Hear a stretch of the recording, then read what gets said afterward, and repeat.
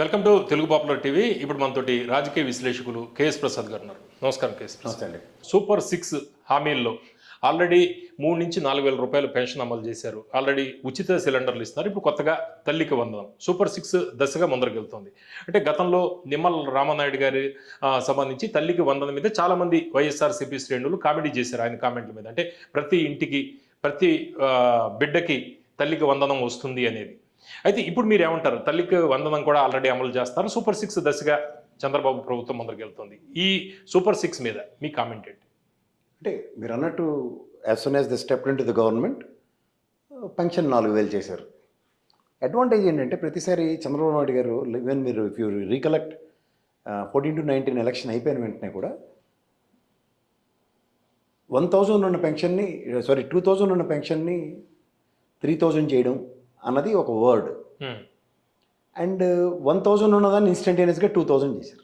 ఇప్పుడు 3,000 to 4,000 direct చేశారు. కానీ ఒక 3,000 రూపీస్ అనే పెన్షన్ ఇవ్వడానికి గత ప్రభుత్వం, అంటే మనం చూడండి ఉద్యోగం చేస్తుంటే మనకి ఇన్సెంటివ్స్ లేదంటే మనకి ఇంక్రిమెంట్లు వచ్చినట్టు అగ్రిగేట్ని 250 రూపీస్ చొప్పున పెంచుకుంటూ సంవత్సరం కష్టానికి 3,000 కాన్స్టెంట్ చేసింది. 250 పెంచారు, వీళ్ళు డైరెక్ట్ 1,000 రూపీస్. అదేనండి. కానీ వాళ్ళు పెంచిన ఒక 1000ని ఏమీ కాకుండా 2,000 జస్టిఫై చేస్తూ వచ్చారు. అది మర్చిపోకూడదు. అండ్ ఇప్పుడు ఈ 3,000 4,000 చేయడంలో ఒక సంవత్సరం పాటు సంక్షేమం అన్నదానికి గతంలో జగన్మోహన్ రెడ్డి చెప్పిన 78,000 పైచీలకు నాకు ఖర్చు అవుతుంటే ఈ ప్రభుత్వం అగ్రిగేట్ను 1,40,000 కోట్లు నెత్తికెత్తుకుంది ఎక్స్ట్రా మాకు ఇవ్వడానికి. ఎందుకు? ఎగ్జిస్టింగ్ నవరత్నాలకి యాడెడ్ ఫ్లేవర్సే తప్ప నవరత్నాలు పోవన్న ఎష్యూరెన్స్తో ఈ గవర్నమెంట్ వచ్చింది.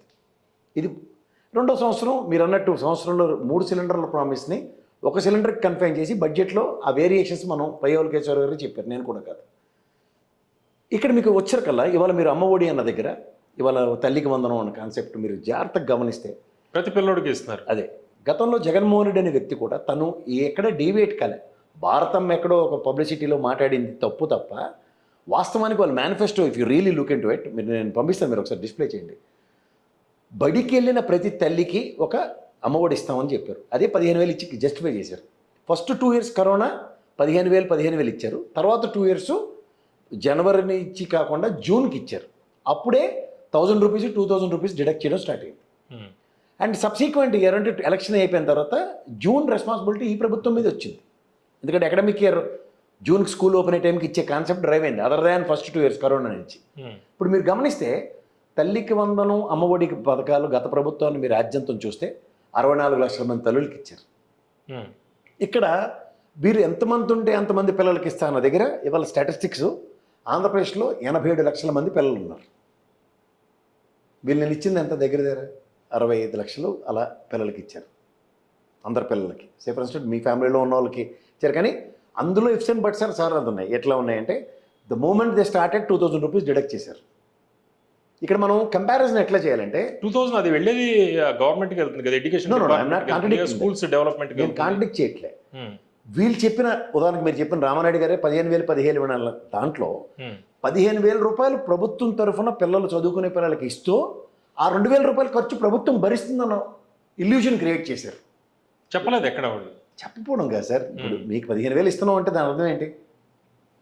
ఎగ్జిస్టింగ్ ఆన్గోయింగ్ ప్రోగ్రామ్కి ఇప్పుడు మీరే చెప్పారు ఫస్ట్లో 3,000 రూపాయల పెన్షన్ 4,000 చేశారు. అది అలాగే జగన్మోహన్ రెడ్డి కోత విధించే 1,000-2,000 రూపాయలు కాకుండా ఈసారి మేము స్వచ్ఛందంగా 15,000 ఇస్తానన్న వాస్తవం ప్రజలు నమ్మే కన్విన్స్ అయ్యారు. ఇక్కడ ఇప్పుడు క్యాల్కులేషన్ కూడా ఎలా ఉంటుందంటే ఒక ఇంటికి టోటల్గా వచ్చే లబ్ధి ఎక్కువగా పెరిగింది కదా ఇప్పుడు సార్. అది తర్వాత విషయం. ఇప్పుడు మీరు మీ ఇంట్లో మీ కుటుంబంలో మీ అబ్బాయి మీ అమ్మాయి మీరు మీ భార్య ఉద్యోగాలు చేస్తున్నారు కాబట్టి అని మీరు ధనవంతులు అన్నది కాదు కదా. సామర్థ్యాన్ని పెంచుకొని దానికి తగ్గట్టు చదువుకుంటున్న పిల్లలకి ప్రభుత్వ ప్రోత్సాహం. ఎందుకంటే విద్య వైద్య ఆరోగ్యం ఉంది ప్రభుత్వ బాధ్యత కాబట్టి. సో ఇక్కడ డిస్పారిటీ 87 లక్షల మంది పిల్లలకి ఎక్కడ అన్న దగ్గర ఇక్కడ మీరు ఇచ్చిన 64 లక్షలు మళ్ళీ కన్ఫైన్ అవుతుంది దగ్గర ఫర్ ఇన్స్టెంట్ 90% సార్ లేకపోతే 80% 60% సక్సెస్ నెరేషన్స్ అనుకున్న దగ్గర మీరు చెప్పిన 6లో ఒక సంవత్సర కాలం పుణ్యకాలం గడిచిపోయిన తర్వాత స్టార్ట్ అయింది ఇది. Let it be. E governance Chandrababu Naidu గారికి ఉన్న అపార అనుభవంలో ఆయన మొన్న జూన్కే ఇవ్వాలి, అసలుకి ఈ జూన్కి ఇచ్చారు. కానీ ఎందుకు నేను చంద్రబాబు నాయుడు గారు అపార అనుభవం చెప్తున్నానంటే ఇదే లోకేష్ గారు లేకపోతే పవన్ కళ్యాణ్ గారు ముఖ్యమంత్రి అయ్యారంటే మరి రేవంత్ రెడ్డి గారు కాలు చేయకూడ తీసుకోవడానికి టైం పడుతుంది. It's not so practical to implement as son as the step in to the shoes of governance అని. బట్ ఇక్కడ వాస్తవానికి విరుద్ధంగా అపార అనుభవం కలిగిన చంద్రబాబు నాయుడు గారు కదా అందులో సంపద సృష్టిలో ఆయన చెప్పిన మాటలకి 1 year తాస్తారానికి పోనీ ఒక పక్కన ఇది అనుకుంటే దగ్గర 1,60,000 కోట్ల అప్పులు తీసుకొచ్చి రెడీగా ఉన్నారు కదా ఎఫ్ఆర్ఎం లిమిట్లో. ఆ డబ్బులు కూడా ఎక్కడికి ప్రజలకి ఇది ఉన్నప్పుడు పరిస్థితి అంటున్నారు కదా, మరి ఎట్నుంచి ఎట్టి కాంప్రమైజ్ అవుతుందో నాకు చెప్పండి. ఒక పక్కన సేఫ్ ఇన్స్టెంట్ సంక్షేమం ఈ సంవత్సరం పాటు హ్యాపీ, స్టేట్ ప్రాస్పరిటీని ఈ విధంగా గ్రో చేసాం, లేదంటే అగ్రికల్చర్ సెక్టర్కి ఇన్ని ప్రోత్సాహకాలకి ఇచ్చాం, దీనివల్ల ఎంత ఈల్డ్ వచ్చింది మనకి.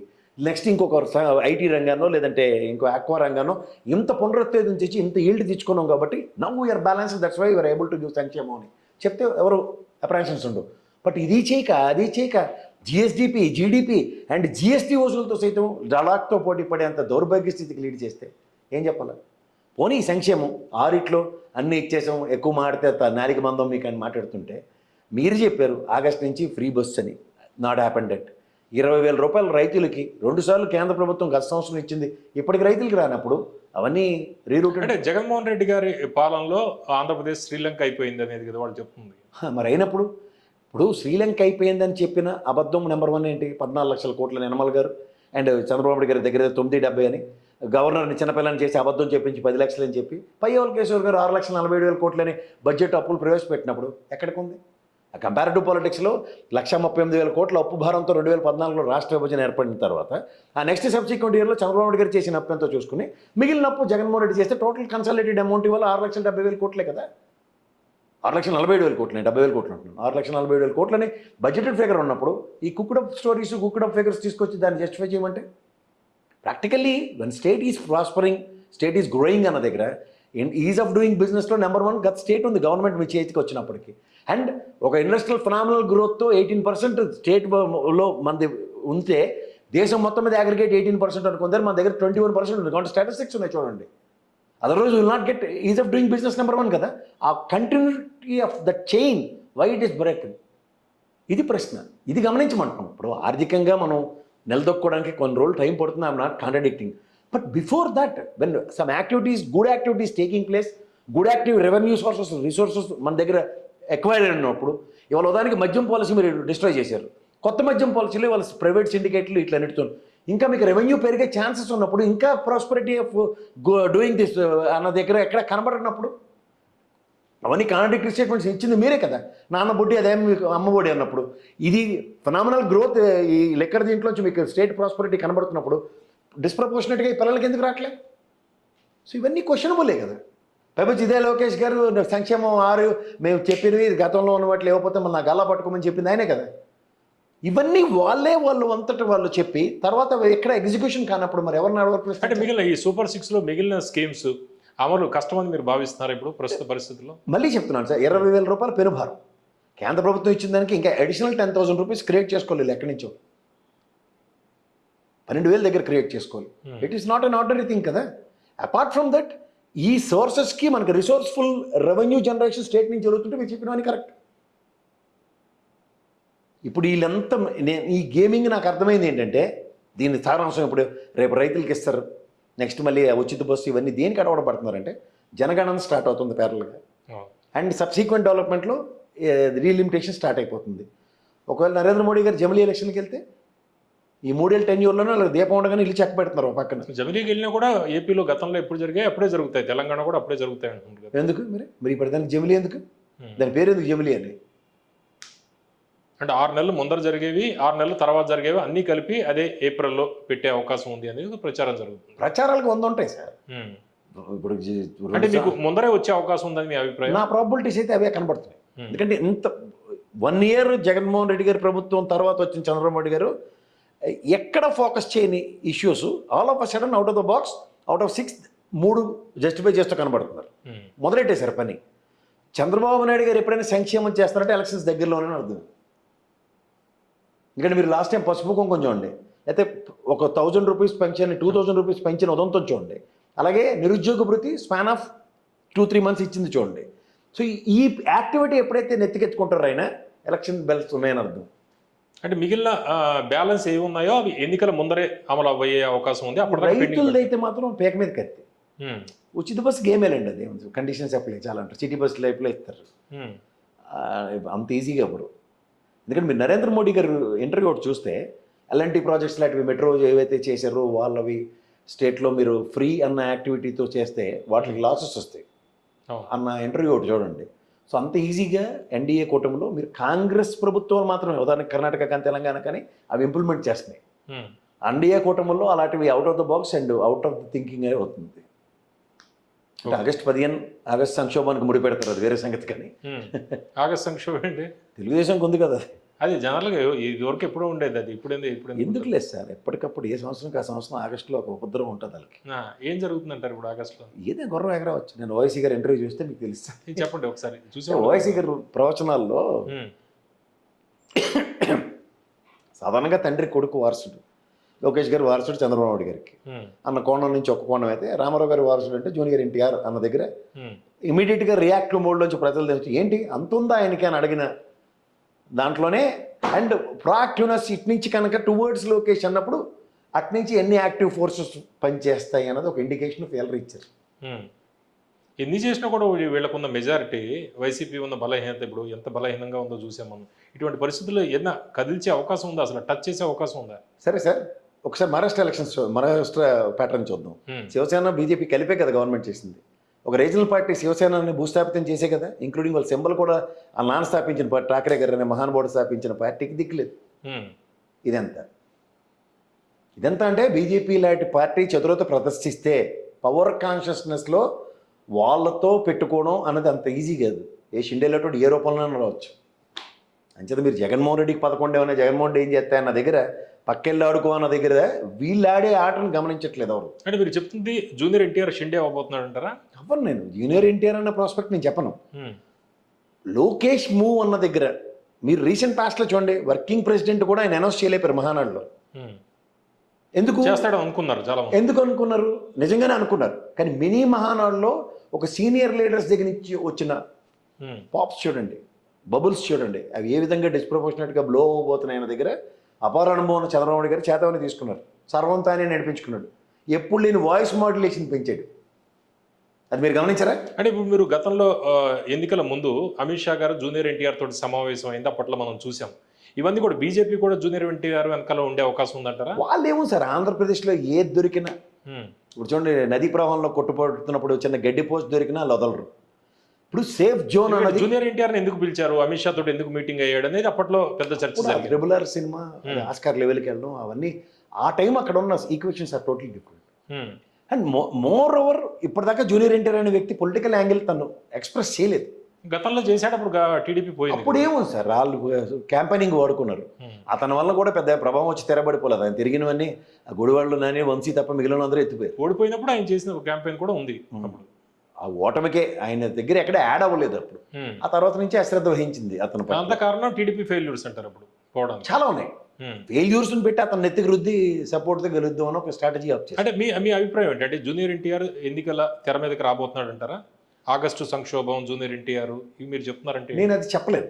ఇటు నుంచి మూవ్స్ ఉన్నప్పుడు అటు నుంచి మూవ్స్ ఉంటాయి. నిన్న ఓవైసీ గారు లాంటి వ్యక్తి సర్వసాధారణంగా అంత ఈజీగా మాట్లాడ్డా, ఆయన కీడించి మేలేంచారు. ఏదో ఫెయిల్యూర్స్ ఉన్నాయంటారు. ఖచ్చితంగా ఉంటాయి. ఇప్పుడు ప్రాస్పరిటీ డ్రైవ్ టువర్డ్స్ లోకేష్ అన్నది కాన్సెప్ట్ ఎప్పుడైతే డ్రైవ్ అయిందో, అమ్మాయి గారు అబ్బాయికి ఎంత ఉంటే తాతగారు ఒరిజినల్ మనోడికి ఒరిజినల్ చాతుర్యం ఉన్న వ్యక్తికి రిప్లికా ఆఫ్ సీనియర్ ఎన్టీఆర్ గారికి జూనియర్ ఎన్టీఆర్ అని అభివర్ణిస్తున్నప్పుడు మరి ఆయన చాతుర్యం ఎలా ఉంటుందో.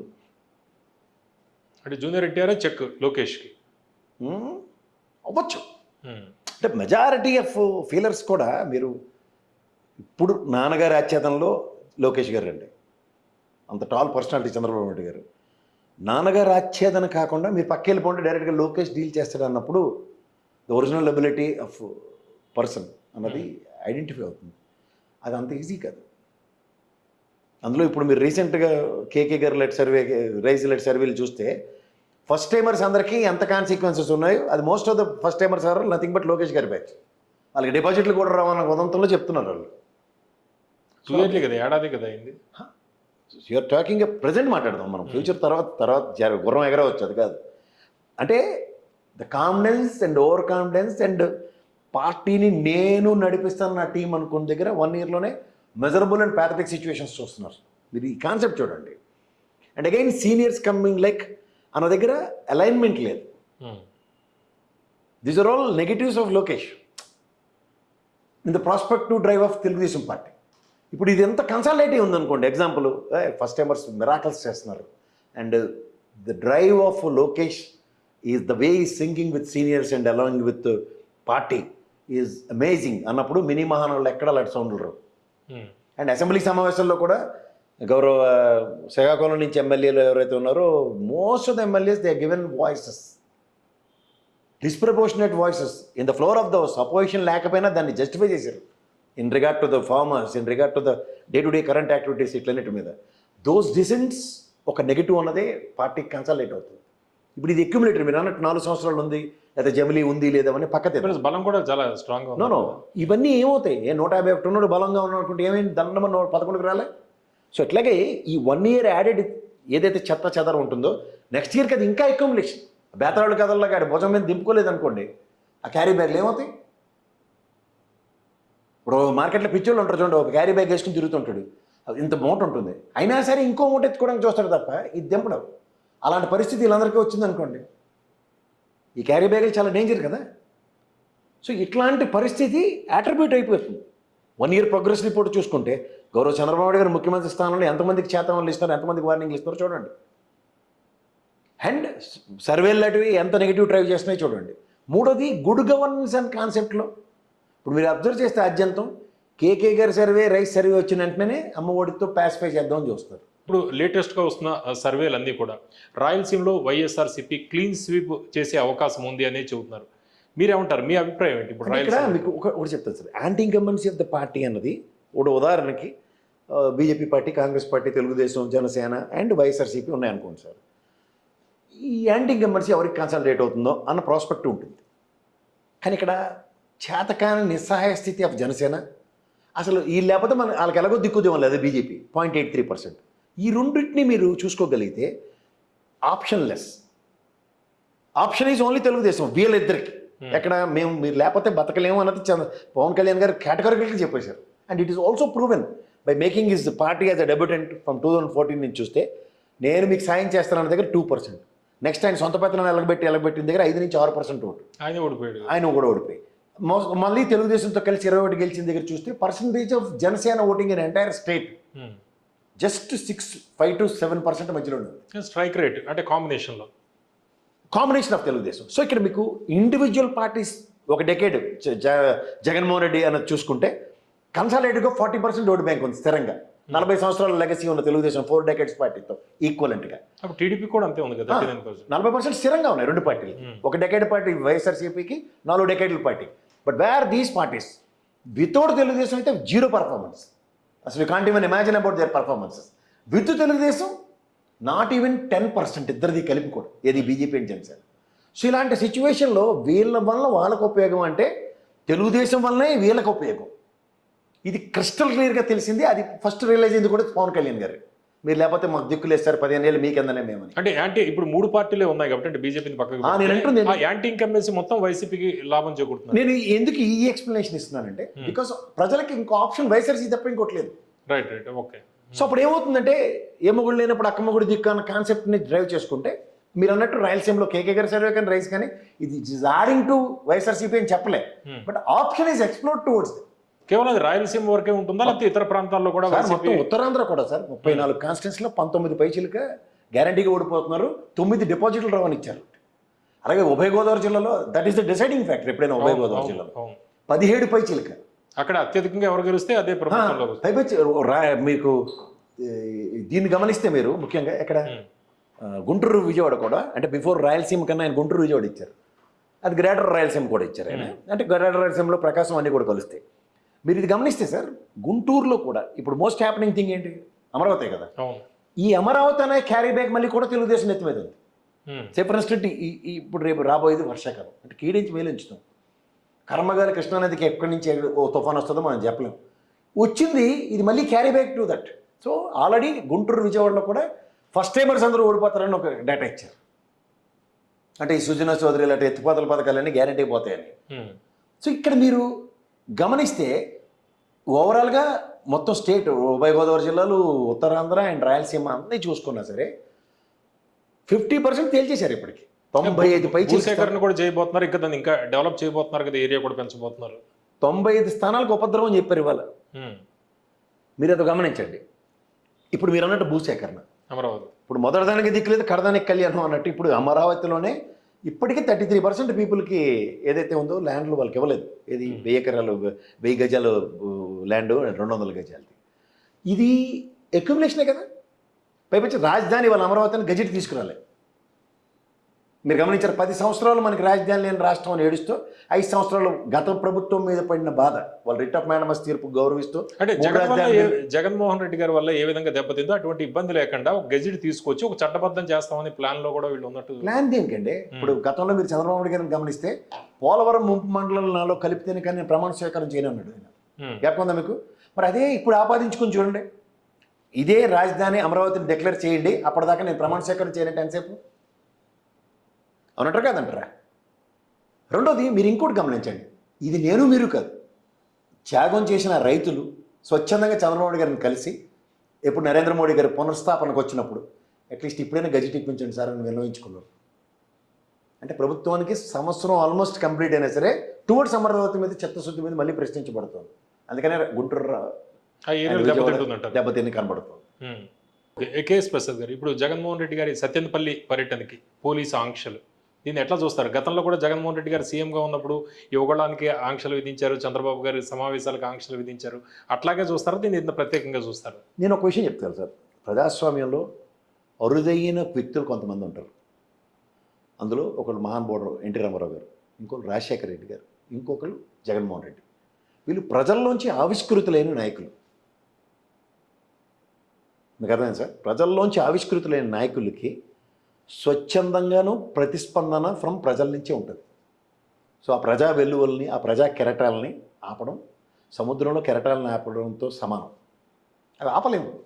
ఇప్పుడు ఉదాహరణకి మీరు 1200 మంది పోలీసులతో రాప్తాడులో నిలువరించే ప్రయత్నం చేశారు. కానీ సేలల్లోంచి పొలాల గట్లంపట పరిగెట్టుకుని వచ్చి ఆయన దగ్గరికి స్వచ్ఛందంగా తరలి వచ్చిన వాళ్ళని నిలువరించగలిగారు పోలీసులు. రోప్ పార్టీ లేకుండా మంగళగిరి దగ్గర ఉన్న గుంటూరులో ఉన్న రైతు మిర్చి యార్డ్కి వెళ్ళాడు. ఎవరిని నిలువరించగలిగారు? నెక్స్ట్ గుర్తొచ్చేది జగన్మోహన్ రెడ్డి గారు సీఎంగా ఉన్నప్పుడు ఆయన కూడా యువగళానికి కావచ్చు, లోకేష్ గారు యువగళం కావచ్చు, చంద్రబాబు గారి సభలు వాటికి కూడా ఆంక్షలు విధించారు కదా. విధిస్తారండి పొలిటికల్ వెంజెంటాలో ఆంక్షలు. మనం ఇది పొదిలి వెళ్ళినప్పుడు తెలుగుదేశం వెళ్ళి నిరసనలు తెలియజేయలేదు. అవి సర్వసాధారణం. పొంగనూరులో వైఎస్ఆర్సీపీ శ్రేణులు వస్తుంటే పోలీసులే పాపం ఆ రోజు కూడా దెబ్బలు తిన్నది ఎస్పీ గారి స్థాయిలోనూ. ఇక్కడ కూడా పాపం పోలీసులే కదా దెబ్బలు తిన్నారు పొదిల్లో. సో ఇవన్నీ పోలీస్ వ్యవస్థ పొలిటికల్ వెంజెంటాస్లోనూ పొలిటికల్ పార్టీస్ మధ్యలో నలిగిపోతున్నాయి. ఆ నిస్సహాయ స్థితికి మనం వాళ్ళని వాళ్ళని ఆపాదించుకొని వీళ్ళు వాళ్ళ మనుషులు వీళ్ళ మనుషులు అని నేనైతే ఆపాదించి మాట్లాడను. వాళ్ళు ఆ విధంగా మానసిక సంఘర్షణకు గురి అవుతున్నప్పుడు మనం ఖచ్చితంగా మనవంతుగా వ్యవస్థ వాళ్ళు లేకపోతే మనకు ఎవరికి దిక్కేలేదు.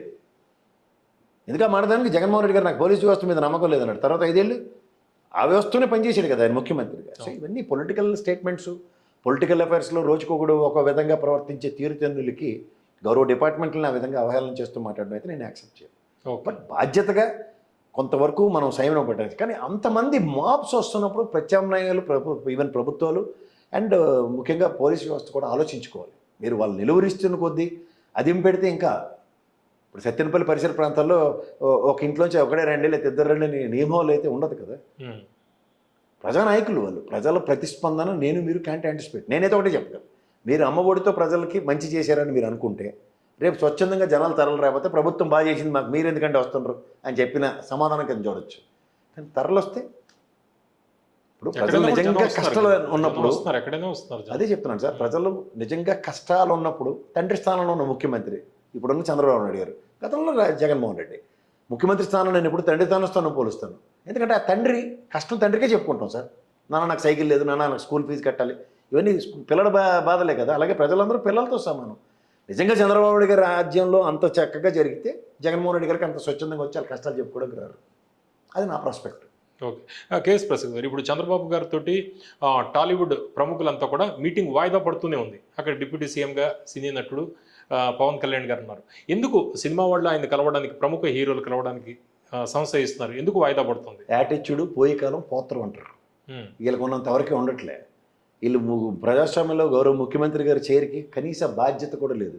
ఏదైనా మీరు ఒక సీనియర్ జర్నలిస్టు, మీకు తెలుసు సీఎంఓ ఆఫీస్ నుంచి ఒక డెలిబరేషన్ వస్తుంది, ఇవాళ సీఎం గారికి హెక్టిక్ ఉన్న టాస్క్స్ వల్ల లేకపోతే హెల్త్ అజార్డర్స్ వల్ల అపాయింట్మెంట్స్ క్యాన్సిల్ అయ్యాలి. వీళ్ళు మాకు తీరిక లేదు, మేమున్నప్పుడు తీరుకున్నప్పుడు వస్తామని మాట్లాడడం. ఫస్ట్ ఆఫ్ ఆల్ వీళ్ళకి ఏంటంటే రాష్ట్రం పట్ల చిత్తశుద్ధి లేదు. వీళ్ళకి ఎంతసేపు టికెట్లు పెంచుకోవడానికి అలా చూడండి, పత్తలాట ఉంటుంది లోపు బయట. ఒకే రోజు గ్యాంబ్లింగ్ చేసి మొత్తం డబ్బులు దోచుకుపోతున్నారు వీళ్ళు. ఎవరు ఎంత సినిమా ఖర్చు పెడుతున్నారో ఏం లెక్క జమ లేదు.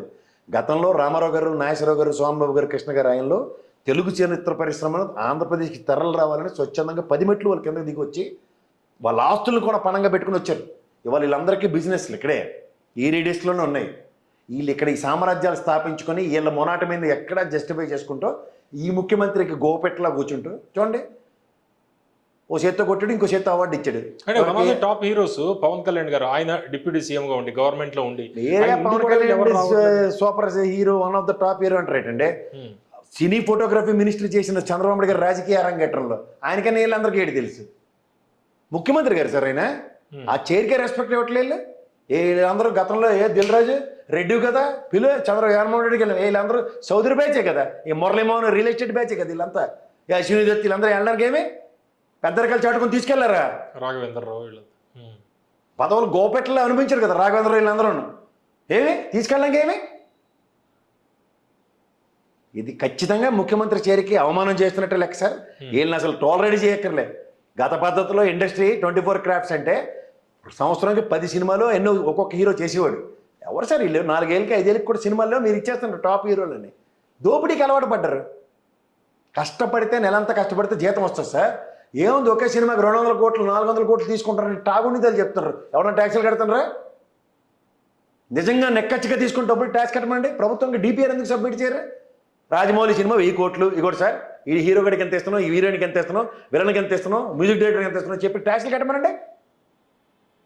సినిమా ఫోటోగ్రఫీ మినిస్టర్ ప్రతి చిన్న సినిమా, తొక్క సినిమా, తోటకూర సినిమా డబ్బులు కట్టండి ఫస్ట్ ట్యాక్స్లు. జిఎస్టీది మీరు నేను పనిచేస్తే నెల ఆఖరి ట్యాక్స్ డిడక్టెడ్ సోర్స్ ఇచ్చి మనకి ఇస్తారు జీతాలు. మళ్ళీ మార్చిలో వదలరు మనని. అరే నువ్వు ఇంత తక్కువ డిడక్ట్ చేసావు, ఇంత ఏం కట్టాలి, ఏమైనా ఇంటి పరిస్థితులు తెస్తావా, లేకపోతే మెడికల్ ఇన్సూరెన్స్ చేయించుకుంటామని దోచేస్తారు. వీళ్ళకి ఎవరికండి ప్రివిలేజ్? అందరూ దొంగ వ్యాపారం అది, నల్లధనంతో చేసే వ్యాపారం అది. వీళ్ళు మళ్ళీ పౌరుషాలు ఒక్కొక్కడికి.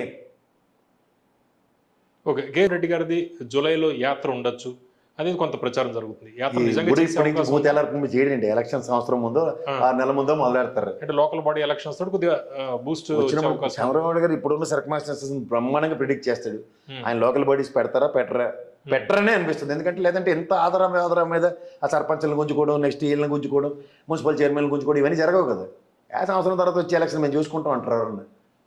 గుంజుకునే కార్యక్రమం ఉందంటే శాశ్వత పథకం అని అర్థం. జనరల్గా లోకల్ బాడీ ఎలక్షన్స్ పెడితే గవర్నమెంట్లో ఎవరున్నారో వాళ్ళకే ఎక్కువగా ఎడ్జ్ ఉంటుంది కదా. అందుకే సార్ మీరు కొత్త గెజిట్ ఒకటి ఇమ్మనండి గవర్నమెంట్ని. ఏమన్నా జీవో పాస్ చేస్తే ఈవిడు గెలుచుని గెలండి, గవర్నమెంట్ మారగానే ఆ గవర్నమెంట్ సర్పంచ్లు, ఆ గవర్నమెంట్ జెడ్పీ చైర్మన్లు, ఆ గవర్నమెంట్ మున్సిపల్ చైర్మన్లే ఉంటారు. అంతేకాని మేము అనవసరంగా ఎలక్షన్లు తగలబెట్టుకోకండి చెప్పండి. నామినేటెడ్ పోస్టుల లాగా ఇచ్చేయాలి అంతే. ఇన్ని దిక్కుమాల నామినేటెడ్ పోస్టులు ఉన్నప్పుడు దానికేమి. ఓకే, కాళేశ్వరం కమిషన్ ఆల్రెడీ అయింది, అందరినీ పిలిచింది. ఈటెల రాజేంద్ర వెళ్ళారు, హరీష్ రావు వెళ్ళారు, కేసీఆర్ గారు వెళ్ళారు. ఈ ఓవరాల్గా ఈ కాళేశ్వరం ఇష్యూలో కేసీఆర్ గారు అరెస్ట్ అయ్యే అవకాశం ఎంత కనిపిస్తుందా? మళ్ళీ చెప్పారు సార్, 118 నెంబరు తప్పక పిలిచామన్నట్టుగా మాట్లాడిన వాళ్ళు. సార్ 2 విషయాలు ఇక్కడ. కాళేశ్వరం ప్రాజెక్టులో కేసీఆర్కి అరెస్ట్ చేస్తారో ఊరేడతారో మాకు అనవసరం. స్టేట్ ఎక్స్చెక్కర్ నుంచి డబ్బులు ఖర్చు పెట్టిన మేడిగడ్డ కాళేశ్వరం ప్రాజెక్టులకి డ్యామేజ్ జరిగింది. కేంద్ర ప్రభుత్వ ఆధీనంలో ఉన్న డిపిఆర్ ఎవడ యాక్సెప్ట్ చేసేటు వీళ్ళందరినీ బాధ్యులు చేస్తూ ఫస్ట్. నెక్స్ట్ ఈ ఇంజనీర్ గారు ఎవడెవడారు పనికిమాల వాళ్ళు అందరి దగ్గర 100 కోట్లు 1000 కోట్లు దొరికే చెప్పు తీసుకుని సమాజం మధ్యలో నిలబెట్టి కొట్టి ఆస్తులను రికవర్ చేసి ముందు అర్జెంటుగా కాళేశ్వరం మేడిగడ్డ రిపేర్ చేయండి. చిన్న ఇంజనీర్ల దగ్గర 100 కోట్లు వచ్చాయి. అందుకే చెదగొట్టి ఫస్ట్ ఊరకొక్కలను కొట్టినట్టు కొట్టి వాళ్ళని ఫస్ట్ డబ్బులు రికవర్ చేసి మేడిగడ్డ కాళేశ్వరం ప్రాజెక్టులు ఫస్ట్ రిపేర్ చేయండి. నెక్స్ట్ ఆ డిపిఆర్ యాక్సెప్ట్ చేసిన వాడు ఆడ పిల్లగ పట్టుకుని ఆయన ఫస్ట్ సమాజంలో జైల్లో పెట్టండి ఫస్ట్, తర్వాత మాట్లాడడం మిగిలిన విషయం. ఇవేమీ కాకుండా సోది పురాణంలో ఇప్పుడు మీరు ఇల్లు కట్టుకుంటున్నాం సార్. నాకు తెలివితేటలు ఎక్కువైపు ఇక్కడ పిల్లలు ఎక్కడా నాకు ఇదంతా ఒకటే రావాలి, ఈ పెద్ద గది రావాలి, ఈ మధ్యలో పిల్లలు లేకుండా చూడాలి అనుకోండి. అది ఇంజనీర్ చెప్తాడు ఇది ఎంత చేసినా ఇక్కడ పిల్లర్ లేదే అవ్వదు సార్, రీఎన్ఫోర్స్మెంట్ ఒప్పుకోదు, స్లాబ్ ఇంత పర్టికులర్ డెన్సిటీకే కెపాసిటీ అని చెప్పాలి. అంతేకాని కేసీఆర్ డెమాన్స్ట్రేషన్ ఇస్తుంటే ఉత్తమ్ కుమార్ రెడ్డికి అర్థం కాక బయటికి బయటపెడు కాబట్టి నేను కూడా బయటికి వెళ్ళిపోను కాబట్టి ఇలా కట్టేస్తాను, ఈ రాడ్లు ఎన్ని వేయాలో చెప్పను, 12 వేయాలి 18 చెప్పను, పిల్లర్లు కింద డెన్సిటీ శాండ్ సాయిల్ సపోర్ట్ చేస్తుందో చేయదు, దీనికి ఎంతకన్నా ఇంకొక 10 పిల్లర్లు ఎక్స్ట్రా కట్టాలి, ఇవేవి చెప్పకుండా ఆ మేస్త్రి గడును వాళ్ళు ఎలా కట్టారండి? ఇవన్నీ ఎందుకు? నాకు ఆ మెగా కృష్ణ రెడ్డి కట్టాడు, ఫస్ట్ నన్ను ఎందుకు వెళ్ళట్లే? ఫస్ట్ ఎత్తి లోపల ఎందుకు కూర్చోపెట్టరు? అందరికీ అప్లికేషన్లే, మాకు లేవు అప్లికేషన్లు? ఏడు చెప్తారు ఈ సోది పురాణాలు. అలా ఇదేమిటైతే అలా ప్రభాకర్ రావు అట అమెరికాలో ఉండిపోయాడు, ఈ ఫోన్ ట్యాపింగ్లో దొరకట్లేదు. ఆయన తీసుకొచ్చి, ఎరా నాని నీకు 4 గంటలు విచారించారా ఇమిగ్రేషన్లు, ఏరు పడుకోనా, ఇవాళ పడుకుని రేపురా ఎల్లుండ్రా. కేటీఆర్ ఫార్ములా 1 ఈ రేసింగ్లో డబ్బులు ఎత్తేసాడు. ఓ తెల్లారి నుంచి అడావిడి తీసుకెళ్ళి అరెస్ట్ చేస్తారంటే మొదటి రోజు పిలిచి, సార్ కొంచెం రివర్ వస్తారేంటి తర్వాత వద్దురు, మళ్ళీ పిలిచారు నిన్న. పొద్దున్న సాయంత్రం దాకా పంచాయితీ, సాయంత్రం ఇంటికి వెళ్ళిపోతే మా వాడు ఇలా వేవింగ్ ఏట్రా బాబు అంటే. ఫోన్ ట్యాపింగ్లో మీకు చిన్న విషయం చెప్తా సార్, ఈ విషయాల్లో ఫోన్ ట్యాపింగ్ జరిగింది, రెడ్ కార్నర్ నోటీస్ ఉంది అండ్ రాని ఇక్కడ రాగానే ఎత్తేస్తామని చెప్పి ఇమిగ్రేషన్ వాడి దగ్గర ఎత్తి లోపటేస్తారా? ఇంటికి వెళ్ళి పడుకున్నానా, వెరుగాను తిను, సెలవు చేస్తుంది నీకు, జెట్ లాగ్ ఉందా రేపురా, ఇవేటండి ఎక్స్క్యూజెస్? First evidences. అరే సినిమా యాక్టర్లు ఎంతమంది మీద నిఘా పెట్టాడట, ఎన్ని సినిమా యాక్టర్లు కంప్లైంట్లు ఇచ్చారు? కాంట్రాక్టర్ల దగ్గర డబ్బులు దోచేశారు, వాళ్ళు గన్లు పెట్టారు, ఈయన బెదిరించారు. ఇప్పుడు ఎవడ్రా కాంట్రాక్టర్, వాడిని కంప్లైంట్ ఇచ్చిన వాడిని చూపించు. Basing on these complaints phone tapping జరిగింది. సార్ నిన్న రెడ్ జోన్లో ఉంది మన Hyderabad, minister of home affairs చెప్పలేదు నిఘా వ్యవస్థలకు యాక్టివ్గా పనిచేయండి పుల్వామా దాడుల తర్వాత. Hyderabad is always under this. Police టవర్లు దేనికి కట్టారు సార్? చీమ చిట్టుక్కుమనో తెలుస్తుంది first hand information. And police వ్యవస్థ పార్ట్ అండ్ పార్సల్లో నిఘా పెట్టి తీరుతుంది. ఓవర్ పీరియడ్ ఆఫ్ టైం ఆ మిషన్ కంప్లీట్ అవ్వగానే డిస్ట్రాయ్ చేస్తారు, హుస్సేన్ సాగర్లో పెడతారు, లేదా దీంట్లో ట్యాంక్ బండ్లో పడేస్తారు, లేకపోతే అగ్గిపూలు గీసి తగలేడతారు. అగ్గిపూలు గీసి తగలెట్టేశారట. అవును తగలెట్టాం. ఒక పర్టికులర్ ఇష్యూ మీద ఫోన్ ట్యాపింగ్ ఖచ్చితం. ఇదే కాంగ్రెస్ సామర్థ్యం. మీరు సీనియర్ జర్నలిస్ట్, ఇప్పుడంటే ఈ ఫోన్లు ఉన్నాయి సార్, ట్రంక్ ఫిట్ ఫోన్లు, రామకృష్ణ హెగ్డే, ఇదే కాంగ్రెస్ వాళ్ళు ఫోన్ ట్యాపింగ్ మీద ఎత్తి అవతల సార్ చీఫ్ మినిస్టర్ పదవి పోయింది. జ్ఞాపకం ఉందా మీకు? మరి అంత ఉన్నప్పుడు అంత సామర్థ్యం ఉన్న కాంగ్రెస్ ఇదే ప్రభుత్వం కదా, ఇది ఈ కుచిటప్పని కబుర్లు చెప్పుకోవడం ఎందుకు సీరియస్ లేదంటారా మీరు? కాంగ్రెస్ విషయం లేదు, విషయం లేకుండా వాళ్ళు ఇచ్చిన ఈ 6 హామీలు అమలు చేయడానికి నిస్సహాయ స్థితిలో ఉన్నప్పుడు ఆల్టర్నేటివ్ మెకానిజం అంటే గత ప్రభుత్వం ఎవరైతే 10 ఏళ్ళు పాలించిన వాళ్ళు రాష్ట్రాన్ని దోచేశారు, వాళ్ళ పని అదే ఇక్కడ ఆంధ్రాలో జగన్మోహన్ రెడ్డి మీద లక్ష్మణ నడిపు, వీళ్ళకంతా ఈ తపేల మీడియాలు సప్పుళ్ళు సహకారం అందిస్తున్నారు. నేను అలా పెట్రోల్ బంక్ కూడా ఛానల్లో చూడండి, టెలిఫోన్ ట్యాపింగ్లో యాడ్ ఈ ఏకంగా జగన్మోహన్ రెడ్డికి కూడా ఇన్ఫర్మేషన్ ఇచ్చేవాడు హరీష్ రావు కేటీఆర్. నాకు తెలియక అడుగుతా సార్, హోమ్ మినిస్టర్ ఆయన ఎవరు, మా పెద్ద ఆయన ఉండేవాడు, ఆయన పేరేంటండి, జనరల్గా టెలికాం మీదే వస్తుంది కదా. ఫస్ట్ ఆఫ్ ఆల్ మనకి ఇన్ఫర్మేషన్ బ్రాడ్కాస్టింగ్ మినిస్టర్ ఉన్నాడు, మనకి ఐఎన్పిఆర్ కూడా ఉంటాడు, స్టేట్ లెవెల్లో హోమ్ మినిస్టర్, వాళ్ళకింద కదా పోలీస్ డిపార్ట్మెంట్ ఉంటుంది, అలీ గారు కదా ఆయన, మహమూద్ అలీ గారు హోమ్ మినిస్టర్, లేదా ల్యాండ్ ఆర్డర్ మొత్తం గౌరవ ముఖ్యమంత్రి గారి దగ్గర ఉంటుంది. వీళ్ళిద్దరికి కాకుండా కేటీఆర్ హరీష్ రావు కవితమ్మకి పనిచేసేస్తారండి. అది చెప్పే తన ప్రవచనాలు ఇలా చెప్పి వీళ్ళే చెప్పారు, వీళ్ళే పోలీసులు చేయించారు.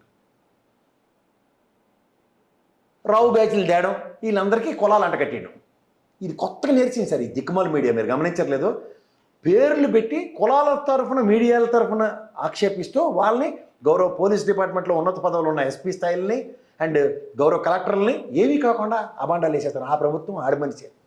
డెరాడూన్లో ఏమన్నా ట్రైనింగ్ సెంటర్లో so KS Prasad IAS officer caste వైజ్గా ఈ ప్రభుత్వానికి పనిచేయడానికి డెప్యుటేషన్లు ఇస్తానరా మాకు? ఎక్కడి నుంచి తెస్తున్నారు ఈ దిక్కుమాల జర్నలిజం లాజిక్లు? నాకు అర్థం కాదు. చదువుకుని చేస్తే జర్నలిజం, అక్కడ ఉన్న చిన్నపిల్లని చేసి ఆయనకు వచ్చి గర్వ చేయడం కాదు, ఏ కాలేజీ చదివారు లా అదేని. మీరు ఏ జర్నలిజం ఏ కాలేజీలో కుల ప్రాతిపదికలు కాకుండా ఒరిజినల్ పట్టాలు పట్టుకుని వచ్చి మాట్లాడండి. ఓ నేనే చెప్తాను, పెట్రోల్ కొట్టుకున్నాడు నేను జర్నలిస్ట్ కాదంటే మాత్రం నోటుకొచ్చిన అబాండాలు వేసేస్తుంటాడు. ఇప్పుడు పొంగులేటి శ్రీనివాసరెడ్డి గారి మీద ఈ పిసిసి చీఫ్ మహేష్ కుమార్ గారు ఫైర్ అవ్వడము, పొంగులేటి గారిని కార్నర్ చేయబోతోందా రేవంత్ సర్కారు? అంత దమ్ము ధైర్యం లేదు. రేవంత్ రెడ్డి గారి సర్కార్కి భుజం ఇచ్చిందే పొంగులేటి అన్న, అంచేత అంత సీన్ లేదు, అంత ఎక్స్పెక్ట్ చేయడం కూడా బండబోతు. వాస్తవానికి ఏంటంటే ప్రముఖంగా ఈరోజు పత్రికల్లో సార్ వాళ్ళదేముంది, రేవంత్ రెడ్డి గారికే ఇవాళ ఉన్న సర్కమ్స్టాన్సెస్లో మీరు ఆద్యంతం గమనిస్తే ఆయన ఢిల్లీ వెళ్ళిన మొదటి రోజు బూత్ ఎలారికి మునిపి వెళ్ళిపోయినా సరే బట్టని వెళ్తేనే కానీ ఏ పని అవ్వట్లేదు. ఉప ముఖ్యమంత్రి గారు బట్టి విక్రమార్క గారు ఢిల్లీ వెళ్తేనే కానీ ఏ పని అవ్వట్లేదు. బట్టని ఎక్కడ ఖమ్మం పరిసర ప్రాంతమే కదా, ఖమ్మం పరిసర ప్రాంతాన్ని పరిరక్షకుడు పొంగులేటి గారే కదా. అయితే సూపర్ పవర్ ఎవరి దగ్గర ఉంది, వీటో పవర్ ఎవరి దగ్గర ఉన్నట్టు? పొంగులేటి గారి దగ్గర, బట్టి విక్రమార్క గారి దగ్గర ఉన్నట్టు. బట్టి విక్రమార్క గారిని వెళ్ళిన దగ్గర రేవంత్ రెడ్డి గారు, మహేష్ అన్న ఇద్దరు ఇది ఒక టీం కింద చూడాలి. కాంగ్రెస్లో గ్రూపులు కొత్త ఏంటి? అయితే ఖమ్మం పవరా, అయితే మహబూబ్ నగర్ పరిసర ప్రాంతాల పవరా అన్న సెంటర్స్ ఉన్నప్పుడు మహబూబ్ నగర్, వరంగల్, ఖమ్మం, నల్గొండ, నలుగురు రెడ్డి సామాజిక వర్గాలు ఏకతాటి మీదకి వస్తేనే ఈసారి ఎలక్షన్ గెలుపు. సో అందులో మళ్ళీ విభజించి పాలించిన పాత పద్ధతికి వస్తే ఎక్కడికి వస్తుంది? అండ్ నల్గొండ రెడ్లు పొంగులేటి గారు ఇలా ఉన్నారు బాబు బామర్ది బంధంతో కృష్ణార్జునులాగా. 4 జిల్లాలు 2 జిల్లాలు ఏకతాటి మీద ఉన్నప్పుడు ఎవరు వీటో పవర్లు ఎక్కువ ఉంటాయి? ఇవన్నీ పేపర్ ఆడవాడలే కదా. అంటే జనరల్గా ఇటువంటి అనౌన్స్మెంట్లు, జనరల్గా ఇది మాట్లాడడం ఇవన్నీ చాలామంది మంత్రులు గతంలో చేశారు. అయితే ఇప్పుడు పొంగులేటి గారు ఈ నెలాఖరులో షెడ్యూల్ రావచ్చు లోకల్ బాడీ ఎలక్షన్స్కి ఆయన చెప్పడం, ఆయన మీద సీరియస్ అయినట్టు ప్రముఖంగా రావడం, ఇదంతా కూడా ఎటువంటి ఇండికేషన్ ఇస్తుంది? గతంలో ఇప్పుడు ఈ ఏడాదిన్నరలో ఎప్పుడు జరగలేదు ఇది. మహేష్ కుమార్ గౌడ్ గారు పొంగులేటి శ్రీనివాసరెడ్డి గారిని గతమాయించారు, కోపం పడ్డారన్న వార్త రాసినోడికి ఒకసారి 2-3 సార్లు ఆలోచించుకోమనండి. ఫస్ట్ ఆఫ్ ఆల్ అంత సీన్ లేదు. రెండోది అంటే ఇటువంటి లీక్స్ ఇవ్వడానికి యుద్ధం చెప్తారు. అంటే certain things has to come from horse mouth కదా. ఎవరికి డిస్కషన్స్ ఉంటాయి సార్? అన్ని ఢిల్లీ వేదికగానే అన్నీ డిసైడ్ అవుతాయి. ఆ పిజ్జుత్ జయరాం రమేష్ను ఎందుకు పనికిరాని దిగ్విజయ్ సింగ్ లాంటి వాళ్ళు సోనియమ్మకి చెప్పిన మాటలతోనే శాసనాలు అవుతున్నాయి. కాబట్టి ఒక ఫోటో రిలీజ్ అయింది చూడండి. వీళ్ళిద్దరూ 2 రాష్ట్రాలని భ్రష్టు పెట్టించిన వాళ్ళు ఎవరంటే వాళ్ళిద్దరే. కాంగ్రెస్ను కూడా ఈరోజు ఇంత అధోగతి తెచ్చిన వాళ్ళు వాళ్ళిద్దరే. వాళ్ళని ఎత్తికెత్తుకున్న పాపానికి రేవంత్ రెడ్డి గారు నిలబెట్టి వాళ్ళిద్దరు కూర్చుని ఉంటారు. వాడైతే పోనీ రాజ్యసభ ఇచ్చారు ఎవడో ప్రణాళిక తెగించి. ఈ దిగ్విజయ్ సింగ్ ఎవడో కూడా నాకు తెలియదు. మన నెత్తికి దాపరించి రాష్ట్ర రాజకీయాల్ని భ్రష్టు పెట్టిస్తున్నాడు. వాళ్ళు అట్నుంచి చేస్తున్న గిమ్మిక్కుల కింద చూడలేదు.